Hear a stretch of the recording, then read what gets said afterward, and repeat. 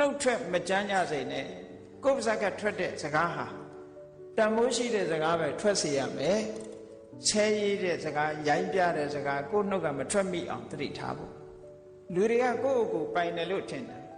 မပိုင်ဘူးကိုဖြစ်ချင်တာမဖြစ်ဘူးစိတ်ဖြစ်ချင်တဲ့အတိုင်းလိုက်ဖြစ်နေကြတာစိတ်ဆိုရင်ချမ်းသာတဲ့စကားတွေပြောကြတာဒါကိုပြောချင်တာမဟုတ်ဘူးအေးဒါကြောင့်မို့လို့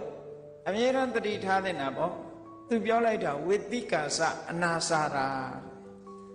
ပြိဋ္ဌစာအပြက်မတွေဟောစိနသာသနာဒုတိကဖျားသာသနာအဖြက်မတွေစေတီရင်ပြင်မှာဒရွေးထွေးသွားတယ်ဆိုပြီးပြော